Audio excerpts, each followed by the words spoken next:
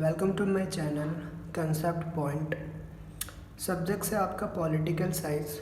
Topic है आपका लोकतंत्र मीन्स डेमोक्रेसी। अगर हम डेमोक्रेसी की मीन की बात करते हैं, मतलब कि लोकतंत्र की अगर हम अर्थ की बात करते हैं तो उसका अर्थ होता है लोगों का शासन। तो इस पूरे वीडियो में बेसिकली हम किस टॉपिक पे डिस्कस करने वाले हैं और किन टॉपिक को कवर करने वाले हैं। तो फर्स्ट ऑफ ऑल, लोकतंत्र क्या है, व्हाट इज़ द डेमोक्रेसी। लोकतंत्र के प्रकार मतलब कि टाइप ऑफ डेमोक्रेसी। ठीक है, लोकतंत्र को बेहतर क्यों माना जाता है, मतलब कि जो डेमोक्रेसी उसे बेटर क्यों माना जाता है। और चौथा है, हमें लोकतंत्र की आवश्यकता क्यों होती है। इन चार टॉपिक पे डिस्कस करेंगे और इनको क्लियर करेंगे।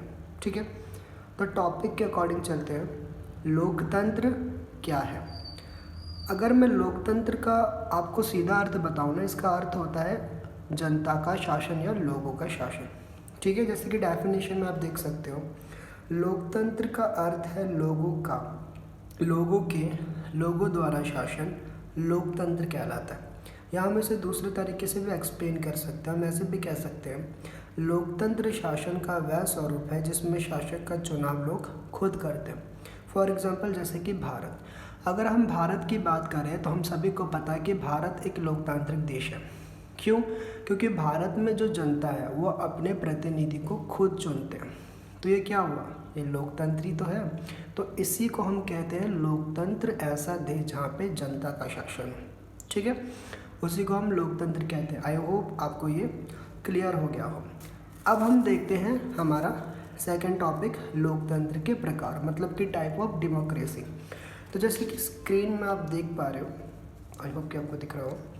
ठीक है, जैसे कि मैंने लिख रखा है लोकतंत्र के प्रकार। तो बेसिकली अगर हम डेमोक्रेसी की बात करते हैं, डेमोक्रेसी के टाइप कितने होते हैं, तो आम तौर पर लोकतंत्र मतलब कि डेमोक्रेसी के दो प्रकार होते हैं। ठीक है, एक होता है प्रत्यक्ष लोकतंत्र डायरेक्ट डेमोक्रेसी, और एक होता है अप्रत्यक्ष लोकतंत्र इनडायरेक्ट डेमोक्रेसी। अब हम समझते हैं इनको डिटेल में। बेसिकली क्या होता है, देखो, प्रत्यक्ष लोकतंत्र जितने भी फैसले, निर्णय, कानून निर्माण में जनता प्रत्यक्ष भागीदारी करता है उसी को हम प्रत्यक्ष लोकतंत्र कहते हैं। बेसिकली आपको ये समझना है कि इसमें जितने भी डिसीजंस होते हैं, ठीक है, जितने भी जजमेंट होते हैं, जितने भी रूल्स रेगुलेशंस होते हैं, ठीक है, उसमें जो सिटीजन है वो डायरेक्ट पार्टिसिपेट करता है, उसी को हम प्रत्यक्ष लोकतंत्र कहते हैं। ठीक है, अगर हम प्रत्यक्ष लोकतंत्र की बात करते हैं तो प्रत्यक्ष लोकतंत्र ऐसे देशों में संभव होता है जो क्षेत्रफल में बहुत छोटा हो, ठीक है, जहाँ की पॉपुलेशन बहुत कम हो। फॉर एग्जांपल, जैसे कि स्विट्ज़रलैंड की बात करते हैं, वहाँ का पॉपुलेशन बहुत ही ज़्यादा कम है और वो देश बहुत छोटा भी है। यहाँ के जो जनता है, ठीक है, वो जितने भी फैसले, निर्णय है उसमें प्रत्यक्ष रूप से भागीदार करते हैं। ठीक है, तो इसी को हम प्रत्यक्ष लोकतंत्र कहते हैं। Example Switzerland. आई होप आपको ये क्लियर हो गया हो प्रत्यक्ष लोकतंत्र क्या है। अब हम बात करते हैं अप्रत्यक्ष लोकतंत्र। तो अप्रत्यक्ष लोकतंत्र में बेसिकली क्या होता है कि सभी फैसले निर्णय में जनता भागीदार नहीं करती, बल्कि जनता द्वारा चुना गया प्रतिनिधि भागीदारी करते हैं। फॉर एग्जाम्पल, जैसे कि भारत।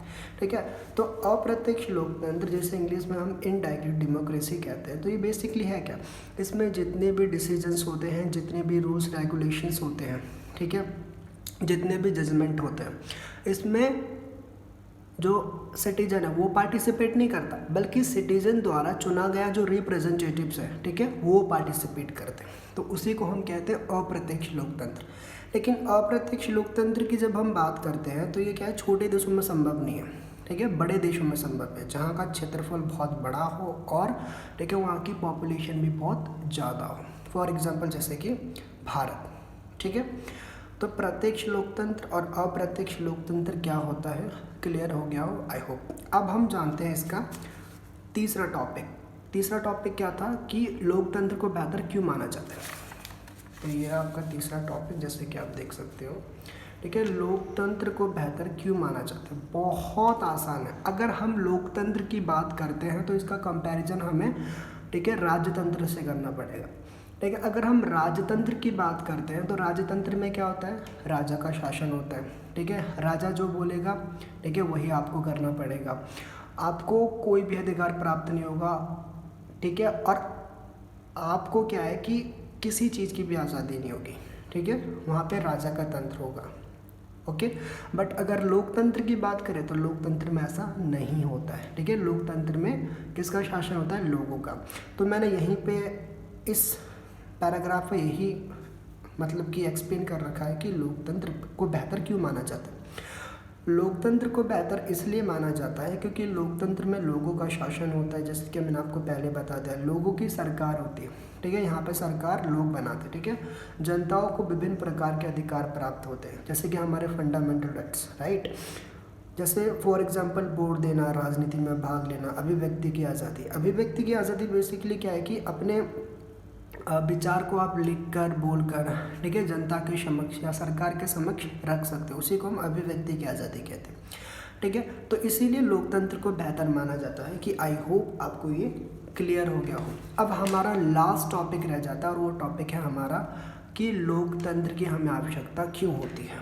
तो जैसे कि आप स्क्रीन में देख पा रहे हो, मैंने यहाँ पे लिख रखा है लोकतंत्र की आवश्यकता क्यों होती है।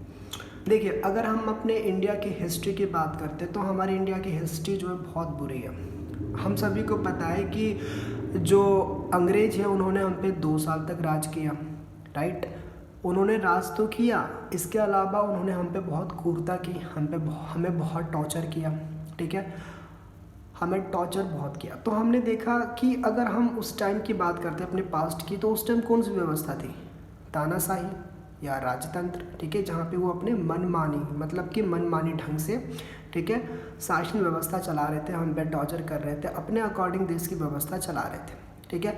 अगर मान लो कि जो राजतंत्र है, जहाँ पे राजा का शासन होता है, तानाशाही जहाँ पे सेना का शासन होता है, साम्यवाद जहाँ पे एक पर्टिकुलर व्यक्ति या पर्टिकुलर आप कह सकते हो कि पार्टी का शासन होता है, अगर इन व्यवस्थाओं को देखें तो ये जो व्यवस्थाएँ हैं, ठीक है, काफ़ी क्या होती है?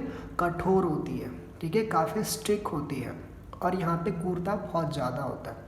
तो अगर हम इसके कंपैरिजन लोकतंत्र को देखें तो लोकतंत्र को इससे कहीं ज़्यादा बेहतर माना जाता है। तो यही चीज़ मैंने यहाँ पे एक्सप्लेन कर रखी है, जो आपको रीड करूँगा तो समझ में आ जाएगा। अगर हम अन्य व्यवस्था की बात करें, जैसे राजतंत्र, तानाशाही, साम्यवाद, तो ये व्यवस्थाएं काफ़ी क्रूरता या स्ट्रिक्ट होती है और जनताओं को, ठीक है, अधिक आज़ादी प्राप्त नहीं होती है इसमें, जैसे कि मैंने आपको पहले एक्सप्लेन किया था, ठीक है। लेकिन लोकतंत्र में जनता का शासन होता है, जो ये स्पष्ट करता है कि यहाँ की सरकार जनता के द्वारा गठन होगी, ठीक है। यहाँ पे सरकार कौन बनाएगा? जनता। यहाँ पे किसका राज होगा? जनता का। और जनताओं को विभिन्न प्रकार के अभिव्यक्ति की स्वतंत्रता, जैसे कि आप कुछ भी बोल सकते हो, ठीक है, मतलब कि बोल तो सकते हो, लेकिन क्या है कि किसी की भी स्वतंत्रता का मतलब कि दूसरे व्यक्ति की बेसिकली स्वतंत्रता का हनन नहीं होना चाहिए तब, ठीक है। और अधिकार प्राप्त होते हैं, मतलब कि विभिन्न प्रकार के व्यक्तिगत की स्वतंत्रता और विभिन्न प्रकार के जो अधिकार, जैसे कि हमारे फंडामेंटल राइट्स, ठीक है, हमें इंडियन कॉन्स्टिट्यूशन की तरफ से प्रोवाइड किए गए, वो, ठीक है, प्राप्त होगी। इसीलिए हमें लोकतंत्र की आवश्यकता होती है, ठीक है। तो ये आई होप कि आपको लोकतंत्र की आवश्यकता क्यों है क्लियर हो गया हो। सो वीडियो आपका होता है ख़त्म। आई होप कि आपको वीडियो बहुत ही अच्छा लगा हो, ठीक है। वीडियो अच्छा लगा तो प्लीज़ लाइक कर दीजिएगा, जिससे मुझे क्या ये पता चले कि आपको वीडियो अच्छा लग रहा है। सो वीडियो आपका ख़त्म हो जाता है। उस वीडियो में हमने टोटल क्या समझा कि लोकतंत्र क्या है, व्हाट इज़ द डेमोक्रेसी। दूसरा हमने समझा कि लोकतंत्र के कितने प्रकार होते हैं, ठीक है, टाइप्स ऑफ डेमोक्रेसी के बारे में पढ़ा। और तीसरा हमने पढ़ा कि लोकतंत्र को बेहतर क्यों माना जाता है, मतलब कि जो डेमोक्रेसी उसे बेटर क्यों माना जाता है। और चौथा कि हमें लोकतंत्र की आवश्यकता क्यों होती है, जैसे कि आप इसमें देख सकते हो, ठीक है। तो वीडियो आपका होता है ख़त्म। Thank you so much. अब मिलते हैं हम नेक्स्ट पार्ट में।